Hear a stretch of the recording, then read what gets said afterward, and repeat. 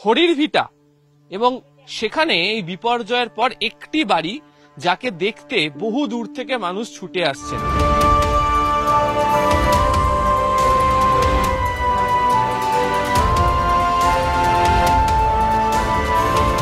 সাধারণত মানুষ ছুটে আসেন কোনো সৌধ দেখার জন্য, আর এখানে যে কারণে তারা ছুটে আসছেন সেটা হচ্ছে বাংলার যে আবাস যোজনা, সেই আবাস যোজনায় তৈরি হওয়া একটি বাড়ি, সেই বাড়ি দেখার জন্য। কেন বলছি? বাড়ির চেহারা দেখলেই বুঝতে পারবেন, একেবারে ভিত থেকে বাড়ি ভেঙে বেরিয়ে গিয়েছে এবং পিসার হেলানো মিনারের মতো এই বাড়িও কার্যত হেলানো বাড়ির চেহারায় এই মুহূর্তে নিয়েছে। যারা এই বাড়ির মালিক বা যারা এখানকার গ্রামের বাসিন্দারা তারা বলছেন যে জলঢাকা নদীর জল যেভাবে ছাপিয়ে এখানে উঠে আসে এবং সেই জলের যে ধাক্কা, সেই ধাক্কা এই বাড়ি সহ্য করতে পারেনি। এবং এই যে দিকের রাস্তাটি রয়েছে, গ্রামের যে রাস্তা, সেখানে দেখতে পাওয়া যাচ্ছে যে রাস্তার এক অংশ তো ভেঙে বেরিয়ে গিয়েছে এবং সেখান থেকে জল এসে একেবারে ধাক্কা মারে হচ্ছে এই বাড়িতে, ফলে বাড়ির দেওয়াল ভেঙে বেরিয়ে যায়, ভিত ভেঙে বেরিয়ে যায় এবং এভাবেই হেলে পড়ে রয়েছে বাড়ি। ইতিমধ্যেই যারা বাসিন্দারা রয়েছেন তারা অন্যত্র তারা সরে গিয়েছেন এবং অত্যন্ত বিপদসংকুল অবস্থাতে যেহেতু এই বাড়ি এই মুহূর্তে এখানে রয়েছে, ফলে বারবার ধরে তাদেরকে সাবধানও করা হচ্ছে। সরকারের তরফ থেকে অবশ্য জানিয়ে দেওয়া হয়েছিল যে আবাস যোজনায় যাদের বাড়ি ক্ষতিগ্রস্ত হচ্ছে সেই বাড়িকে তারা পুনরায় নির্মাণ করে দেবে। তবে এখন যা পরিস্থিতি এবং মাঝে মাঝে যেহেতু বৃষ্টি হচ্ছে এবং যে পরিস্থিতির মধ্যে তাদেরকে থাকতে হচ্ছে তাতে তারা বেশ আতঙ্কে। এ কারণেই যে অবস্থার মধ্যেই হেলানো বাড়িটি রয়েছে সেটা যদি ভেঙে পড়ে তাহলে ফের নতুন করে বিপদ ঘটতে পারে। জল বন্যাতে ভাঙ্গা এসে জল ঢুকে এই পরিস্থিতি এরকম ভাবে পুরো ভেঙে হেলে গেল। হ্যাঁ, হেলে গেল। দারুণ স্তূপে মারছে তো। ঘরে অনেক কিছু ছিল, ওগুলা যাই হোক টুকটাক ভাই করা হয়েছে ইয়ের পরে।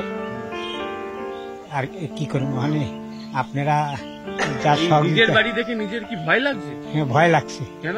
কেন এই বাড়ি যেভাবে হাইলারিছে, কোন সময় বাড়ি ভাঙ্গা পড়ে আর কোনো ঠিক নেই।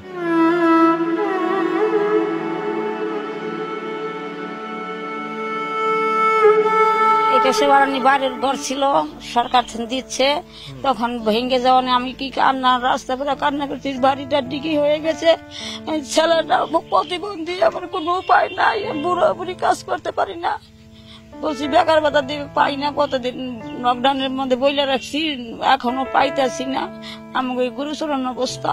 টাকা পয়সা তো এখন বর্তমান কিছু হাতে নাই, একদম খালি হাতে। আমরা 30,500 টাকা ছিল, ওটাও আমাদের যেদিন বন্যা হয় সেদিন মাকে বের করতে গিয়ে টেবিলে রাখছিলাম, ওটা চলে গেছে।